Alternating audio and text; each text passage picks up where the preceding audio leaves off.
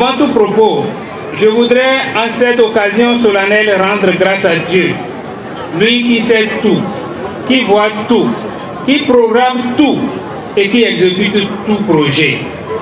Lui, grâce à qui nous sommes réunis ici aujourd'hui en ces lieux du pays de Pâques de Terre. Mesdames et messieurs, honorables invités, population des collines, ce jour, dimanche 21 juillet 2024, est un grand jour pour nous, démocrates du Bénin en général et du département des collines en particulier, car c'est un grand honneur pour nous d'accueillir ici à Banté notre cher papa, le président Ichola Boni-Yayi, avec ce parterre de personnalités. Chers militantes, chers militants, honorables invités, permettez-moi de rendre un vraiment hommage au président Ichola Thomas Boni-Yayi et son ex-ministre d'État, le docteur Kobi Kouché. Ces deux personnalités, malgré les hautes fonctions occupées et les grands services rendus à la nation, ont été insultés, maltraités, enfermés, humiliés, parce que tout simplement, ils aiment le Bénin. Ils s'opposent à l'injustice.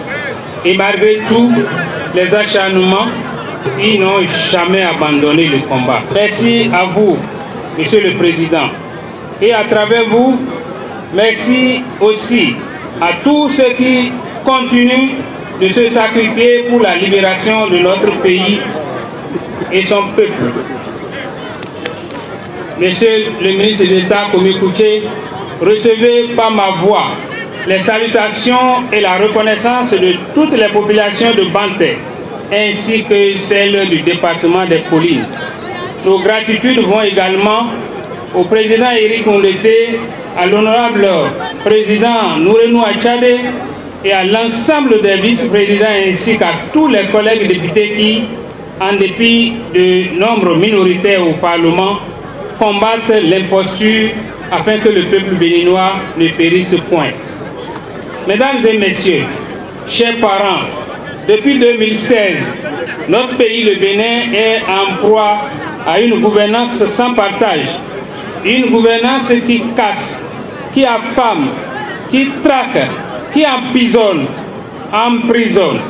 C'est une gouvernance qui, par la ruse et la rage, martyrise le peuple qu'elle est pourtant censée servir et défendre.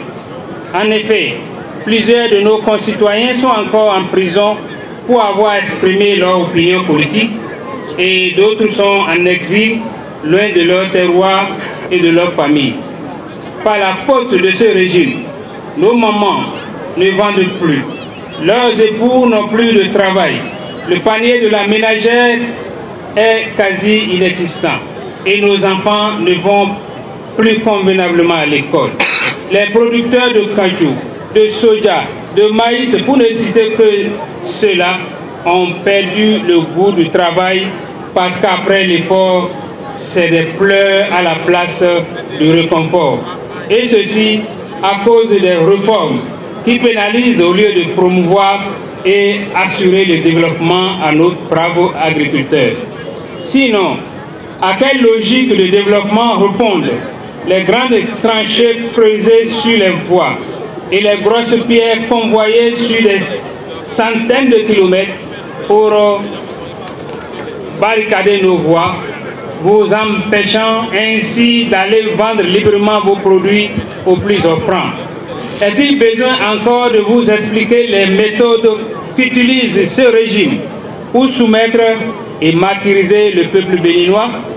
Les taxes de tout genre imposées sur les produits de première nécessité, la répression sans mesure pour le non-port de casque, les démolitions massives de commerce de nos braves mamans sous couvert d'un déguerpissement antisocial, la fermeture de plusieurs salles de classe au profit des classes jumelées ou classes multigrades, la fermeture des centres universitaires à Savalou, à Savé, à Tchaourou et j'en passe,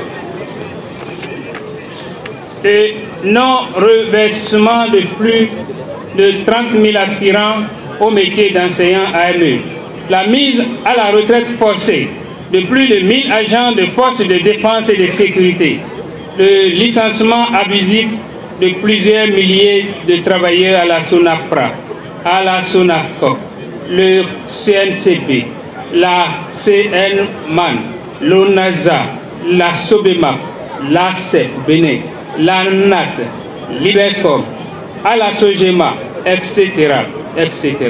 La gestion opaque du programme de microcrédit aux plus pauvres, aujourd'hui effectuée par Momo, et dont personne ne maîtrise la traçabilité et surtout le nombre réel de bénéficiaires.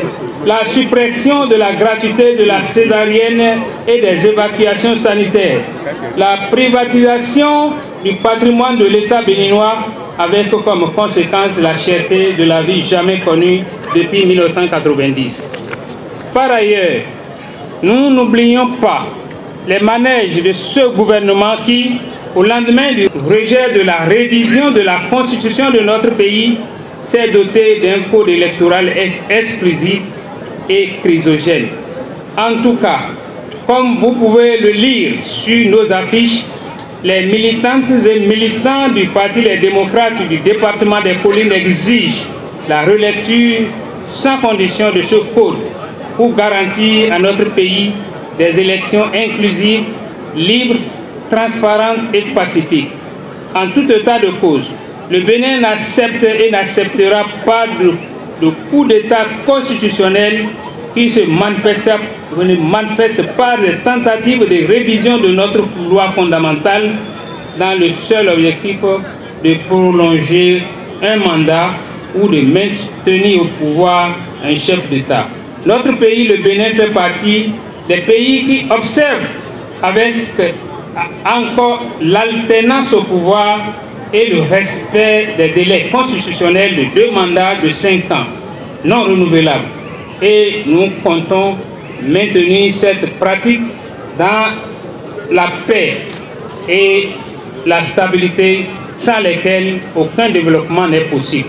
Excellence, Monsieur le Président, les populations de Panté, de Savalou, de Dassazoumé, de Glazoué, de Ouessé, de Savé me chargent de vous dire qu'elles sont prêtes pour offrir la victoire au Parti Les Démocrates aux élections générales de 2026.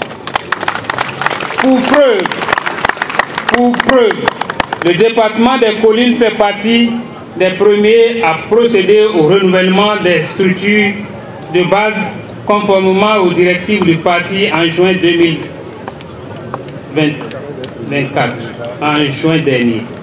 Je voudrais d'ailleurs remercier très sincèrement les vaillants militantes et militants, tous les coordonnateurs d'arrondissement et de communes, sans oublier les cadres à divers niveaux qui ont conduit de main de maître ce processus de renouvellement de nos structures de base.